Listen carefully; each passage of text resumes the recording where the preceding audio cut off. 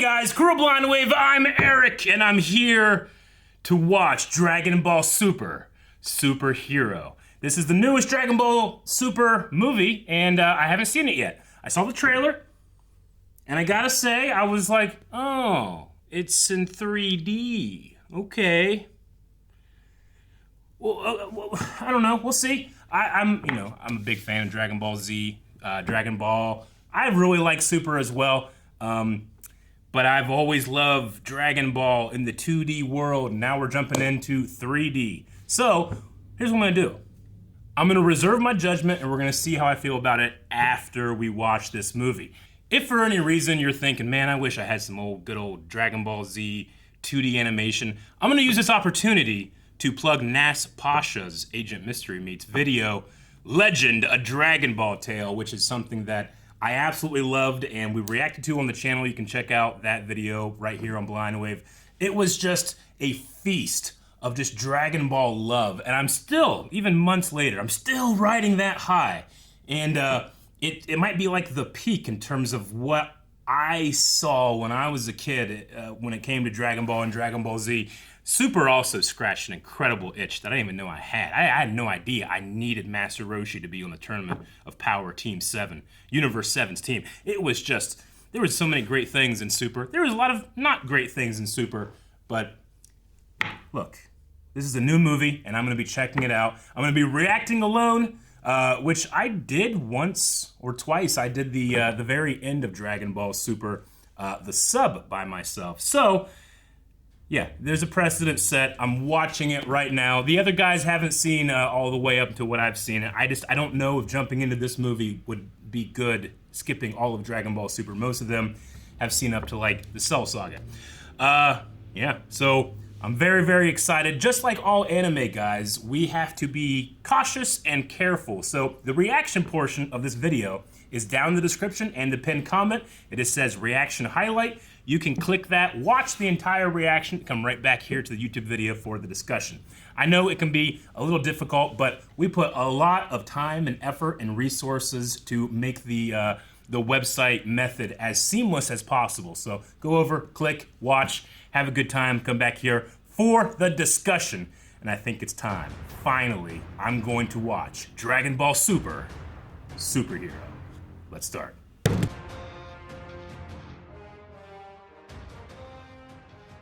All right, that was Dragon Ball Super, Superhero, and yeah, we had a superhero in there, and it wasn't any of our main cast. It was Gamma 2 with the 2 crests on his head, not the 1. Man, what a movie!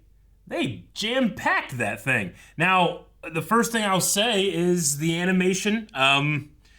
Halfway through, I kind of forgot about the CG-ness. There was a couple of times where it kind of popped back up, and I was like, you know. But yeah, I didn't mind it as much as I thought I was going to. I thought it was pretty good. Yeah, I mean, the real main difference, like, because some of those shots, like, I really did believe, like, man, that looks fantastic. But it's when it's a catch-22.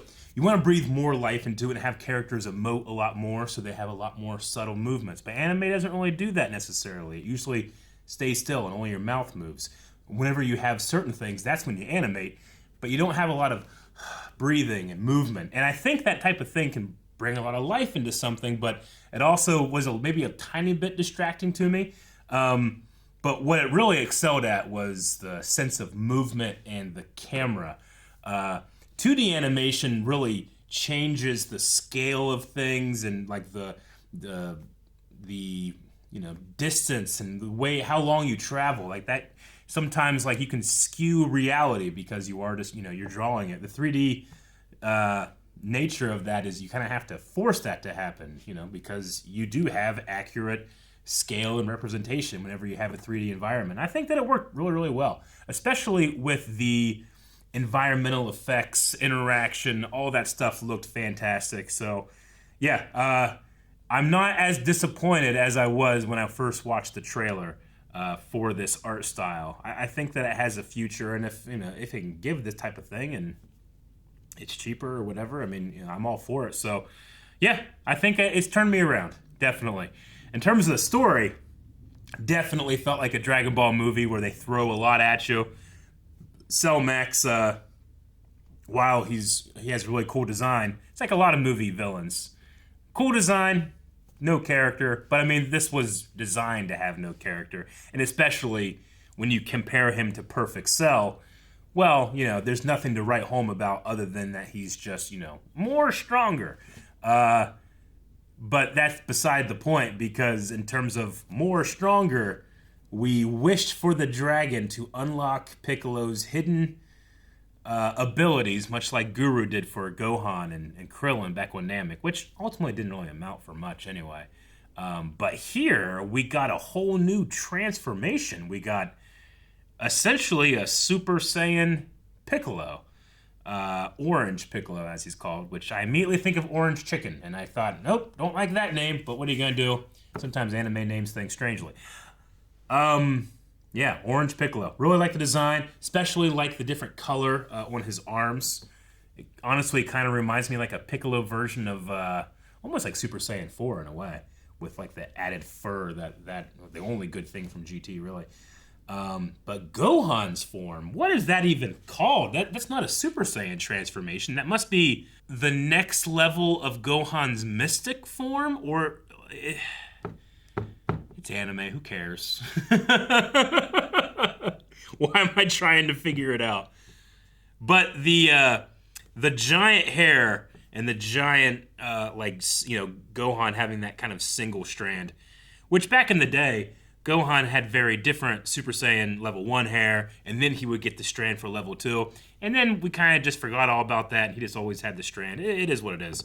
But yeah, what it did for me was it kind of did remind me of his look from the Cell Saga, which is appropriate. We even got the red line of transformation that I know I referenced earlier in the reaction. I just went like, But yeah, no, it looked great. Really interesting. The fact that, my favorite part of the entire thing was Gohan using the special beam cannon to honor his master, to honor Piccolo, and to save Piccolo as well.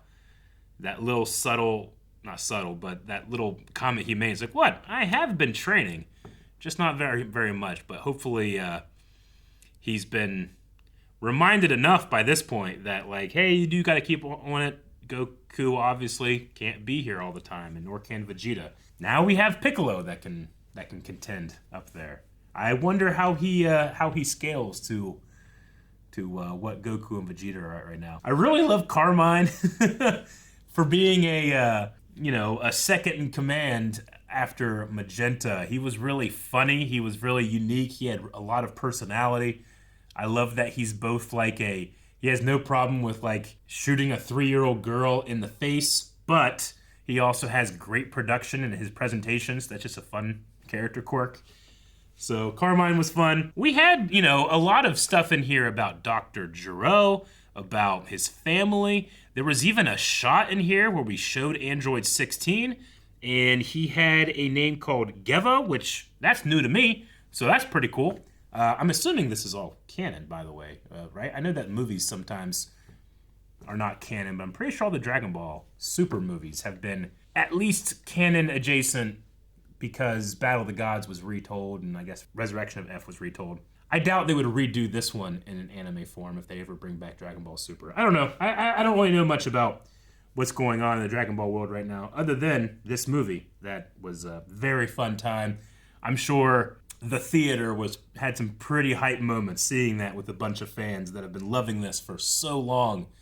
And to see Piccolo get some respect, to see him get to do for Gohan what Goku did for him in the Raditz fight, which is, I really did think, like, what if Gohan what if Piccolo gets hurt or killed here? It's Dragon Ball. Death doesn't mean anything. It's not that big of a deal. I did like, the respect that Vegeta got as well.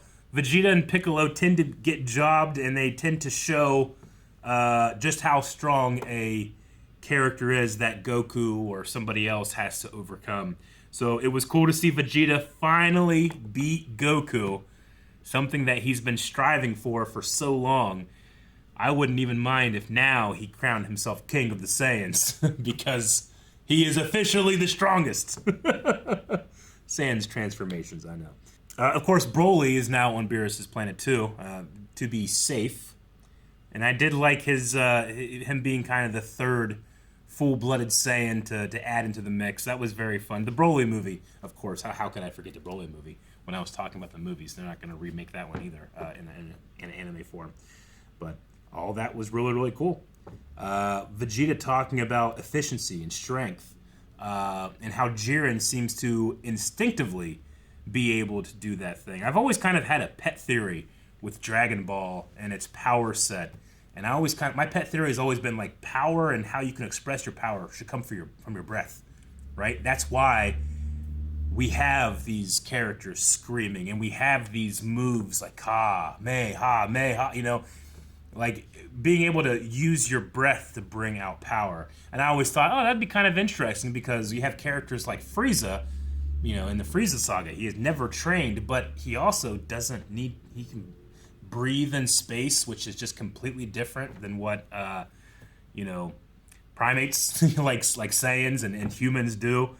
People are, I should say, species that do breathe in oxygen. I don't know what Frieza really does, but I've always loved the idea that that's why he's so naturally powerful, and perhaps there's something to that with Jiren as well. Instinctually, they can be very efficient because they don't have to modulate your breath. I mean, even right now, if you listen to the way that I'm talking, I take a break and I breathe so that I can express myself out further. But if I didn't have to breathe, I could just talk normally like this and can keep going as fast as possible and never have to stop, never have to take a sentence. Like that makes you more efficient, right? So anyway, a little pet theory in there that I've always enjoyed thinking about this universe and its potential.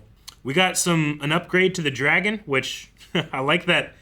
I like when Piccolo says, "When I was Kami." I think it's cool to recognize that when Piccolo refused with Kami, he became whole. I mean, that was like super Namek or whatever.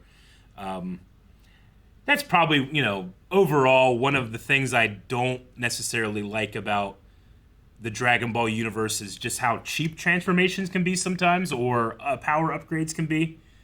Because sometimes, they in the moment they feel super special, but as we can see in the long history of the Dragon Ball universe, I mean, that's just necessary so that we can fight the stronger guy. In my own taste, I would want that to be a little bit more rare. I think that it might be a little bit overused, but it's Dragon Ball. Who cares? This is, started out as a gag manga. It's cool seeing Trunks and Goten also going through their apparent Saiyan growth spurt.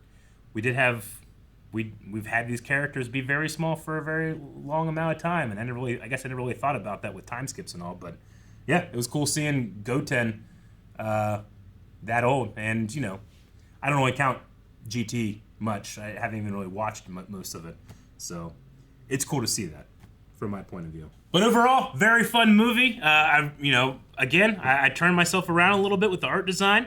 The music was great as always. I personally, growing up, the Falconer soundtrack was my Dragon Ball Z, and when I go to look for like character themes to listen to if I'm working out or mowing the yard, I want to listen to some Dragon Ball every single time. It's always the Bruce Falconer stuff. So when Battle of the Gods came out, and then I saw someone on YouTube did a version of the movie it replaced all the music with Falconer music, it just spoke to me like, it was like a Kaioken. It multiplied my enjoyment of that movie.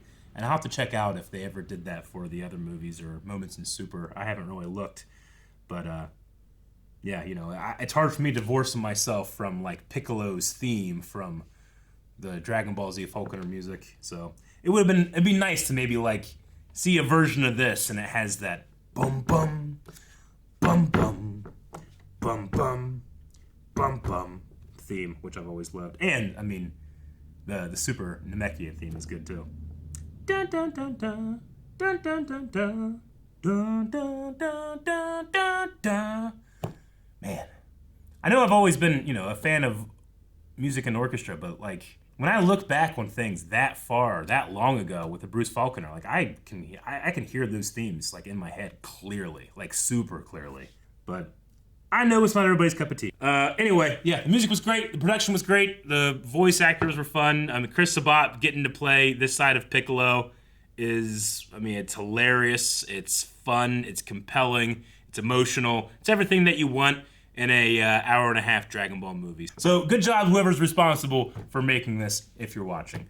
And I hope you watching enjoyed my reaction. It's always interesting when I do this by myself. Usually I have somebody else to kind of bounce ideas off and be able to grow ideas and think of new things that I didn't think of. So hopefully my reaction gave you some new things to think about. Hopefully it captured what you felt whenever you watched this for the first time. And if it didn't, hopefully it helped improve your enjoyment of Dragon Ball. Which is the only reason I do this type of thing. I love when people come up and say, man, I wasn't really feeling this, but then I watched your reaction. You know what? I like it better. If that's you, let me know down in the comments. Also, make sure you're subscribed for more things from Blind Wave. And yeah, the next time a Dragon Ball thing happens, maybe the other guys will be caught up, maybe not. But I'll always be here. All right, everybody. We'll see you next time. Bye-bye. Guys, thank you very much for watching this video. Go over to patreon.com/blindwave where you can check out movies up to a month early. That's right. People over at Patreon watched this a month ago. So you always want to see what's coming down the pipeline, and you can do that with early access over there. Thank you so much. We'll see you next time. Hugs and kisses. Bye-bye.